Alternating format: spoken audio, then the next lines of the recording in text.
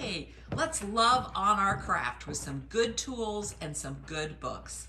I'm Cadence Kidwell, proprietress here at Fuzzy Goat in downtown Thomasville, Georgia. You can see all that I'm talking about at fuzzygoatyarns.com, and you can also text us at 229-236-GOAT. So, in the season of love, let's love on our craft and look at some tools that you might not know about that will make you love knitting and crocheting even more. And let's start with this rechargeable neck light. It is super soft. You can see how flexible it is. And I'm going to try not to shine these in your eyes, but you can see the lights have different temperatures. And you can also do one and then the other. I love using this when I'm knitting at home and we're watching a movie because I can still see my knitting. When I was knitting this vest, which I know I'm wearing again, but I have a reason and I'll tell you about it. Because the cables were dark, and so the light really helped me see what I was doing. And it's just it's easier on your eyes, less strain to have this light. I also keep one in my car so that when I'm knitting and all of a sudden not all of a sudden, but it could be all of a sudden, you know, I'm not driving, but there's a rainstorm and it gets dark or the sun starts to go down, I can still knit and I'm not going to be disturbing anybody. Years ago, my family had given me a camp light, which was really handy for knitting, but when I looked up, I was always blinding everybody. This won't happen with that. So we just love these rechargeable neck lights. So that was one of the tools I wanted to tell you about that you might not know about. And let's see, somebody was just saying that they love theirs. Nylene uses it. Yes. And thanks for watching live, Nylene. So the great Lumos neck light is definitely something. Okay, then we've got some other cool new little tools I want to show you. This is a chain row counter. So it hangs on your needles, and we have what size needles each of these fits online, and it hangs on your row, on your needle, and then according to which number. And so all you have to do is figure out how your system goes. Is when it's hanging before that, does that mean that's the number, or vice versa? Like for instance, I click mine at the beginning of my row. I realize I am not, that is not what most of you do. A lot of you do it at the end. I like to do it at the beginning because if I had to put my knitting down and I come back, then I know what row I'm supposed to be on.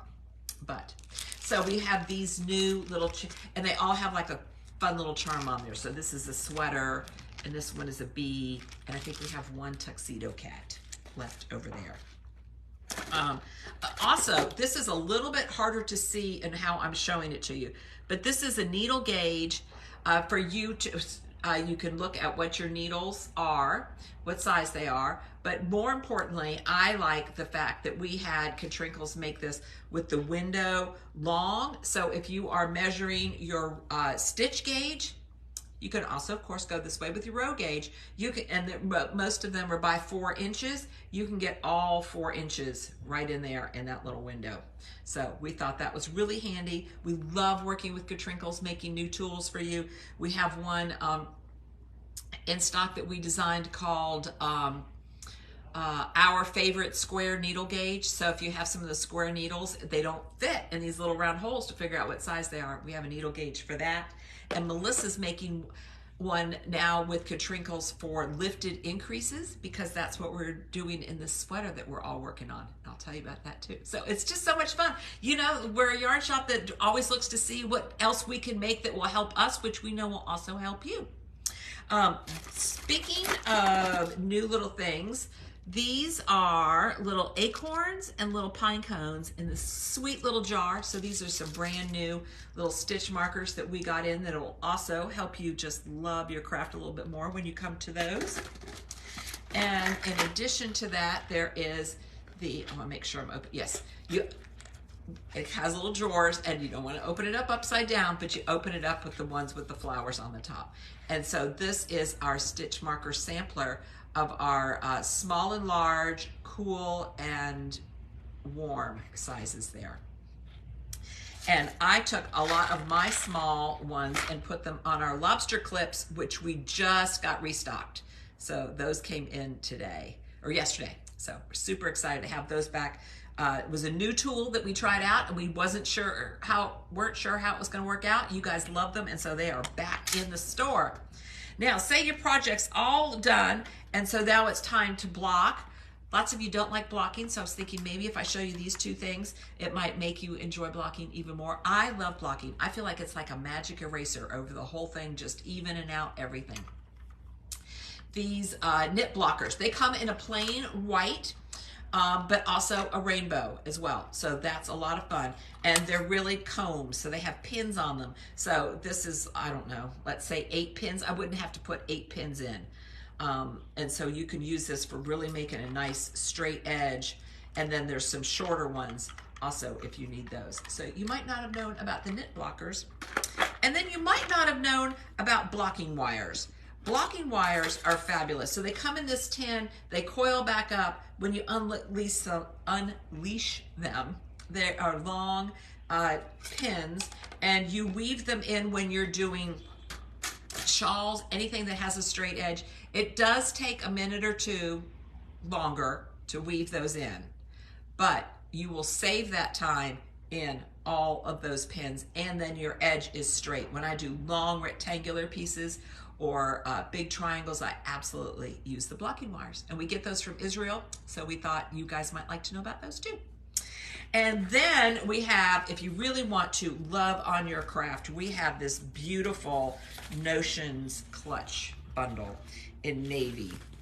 And it has all sorts of places to put things, needles, stitch markers, but also comes with a pair of scissors and a tape measure. Thank you.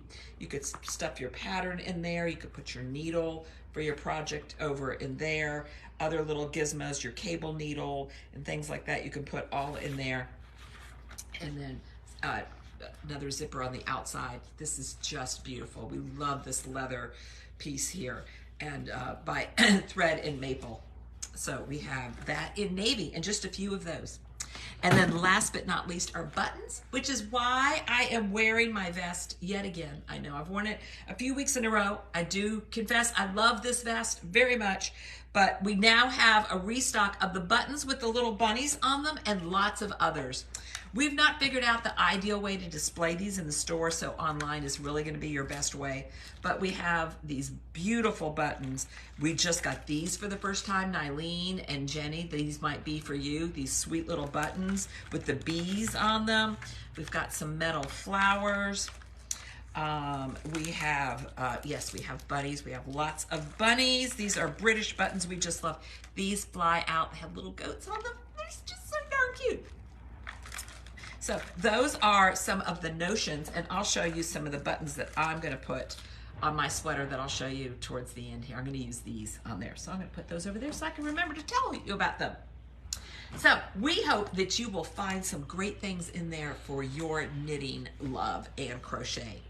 Now, let me tell you about some of the new books that we have. Here we go. Okay, I'm going to start with, this one here is my all-time favorite. We have my personal one behind the counter over there, and then we have a lot of other new ones that I'm going to tell you about. But I would be remiss if I didn't tell you about this one. This is Cast On and Bind Off, and what many things I love about this book. One, it's spiral and lace flat, so you can see it. I'm a picture girl, so I like the step-by-step pictures because a lot of times the videos go faster than I can keep up with. But they also tell you in here what this a particular cast on or bind off is good for, what its characteristics are, and then there's also a way to match your cast on to your bind off if you want them to have the same appearance, which is really great for like scarves or cowls or things like that. I love this book. It's indispensable.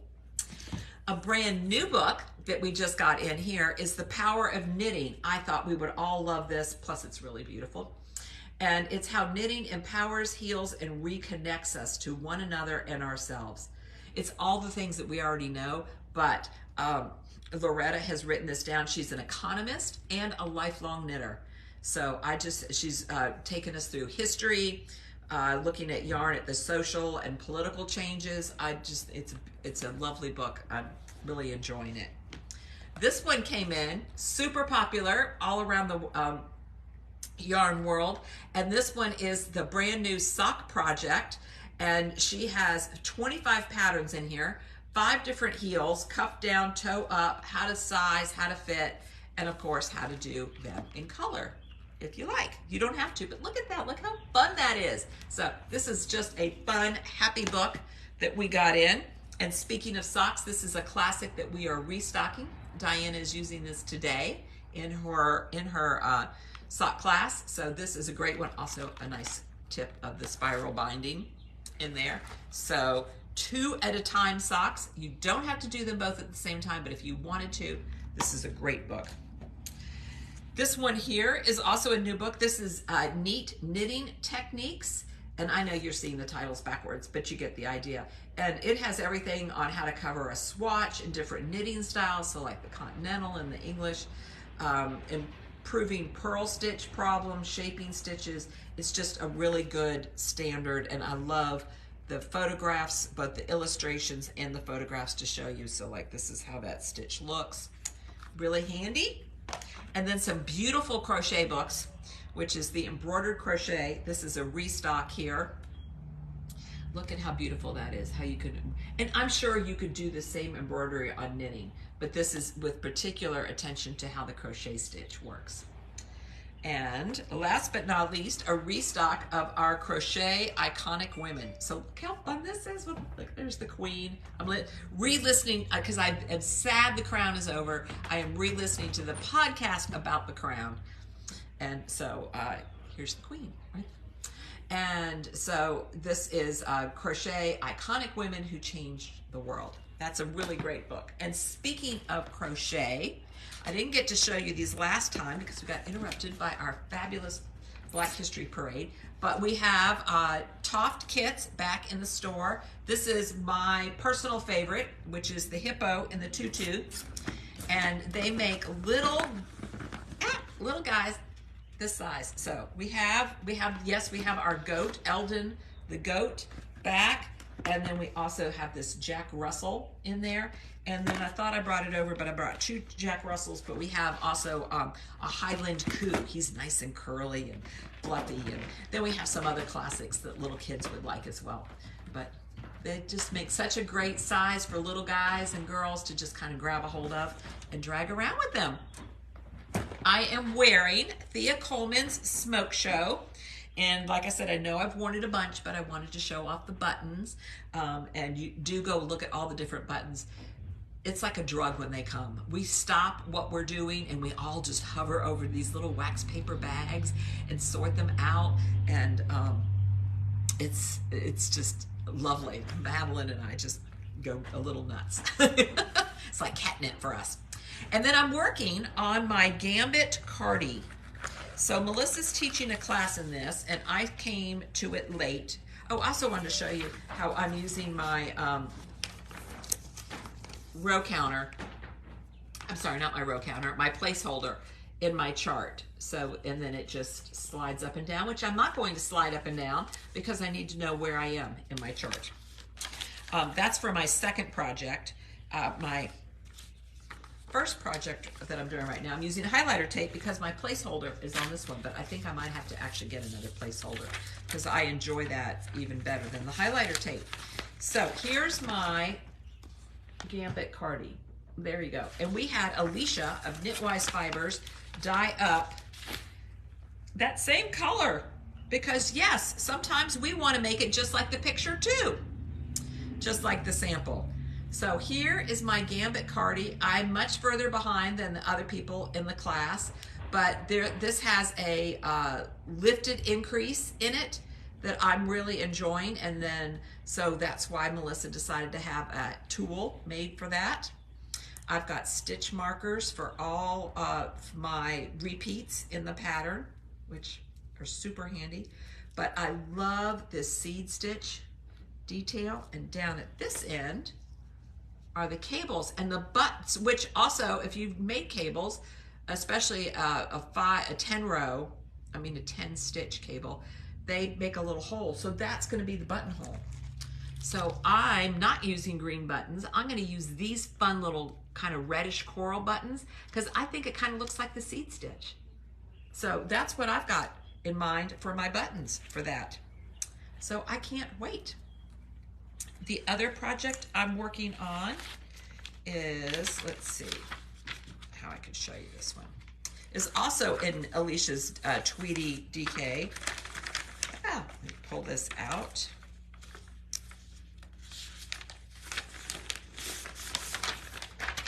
This one here, and I don't have the title for this one right here because I pulled all my pages apart. So I'll have the link up to that. And I'll have to tell you, I'm playing a little bit of Yarn Chicken for that. I really wanted to do that in this Tweety DK, this lovely rusty color.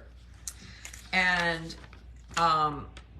the pattern designer, I messaged her. She said I should be able to use it with my yardage. My yardage is less than this, but I have weighed my ball to make sure that when you get to the halfway point, because you knit from the side, when I get to the halfway point, I can assess the situation and I can adapt the chart.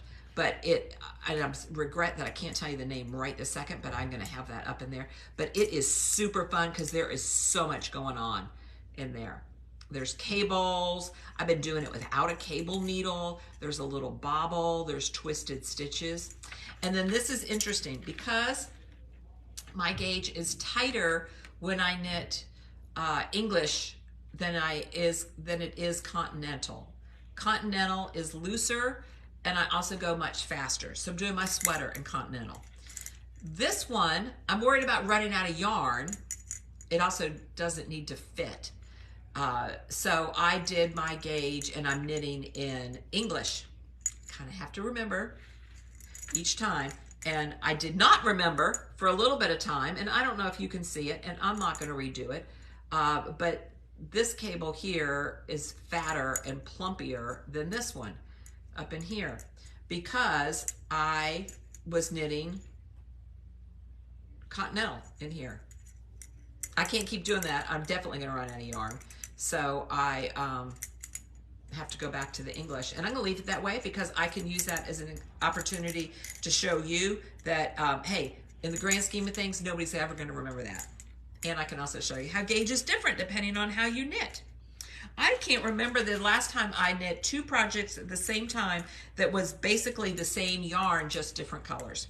So that's a lot of fun, and it's in my Billy bag. So I've got two projects right now in my Billy bag, and that's what I've got for you today. I'll make sure I get the link up on what that really beautiful project is right now, and put the link up for the buttons so that you can go and look and have as much fun with buttons as we are. Thank you for watching. Have a fabulous Saturday, and let us, or Sunday, or whatever day you're watching, and make sure that you let us help you, because that's what Melissa and I and Madeline and Carolina are really here to do, is to serve you. Thank you.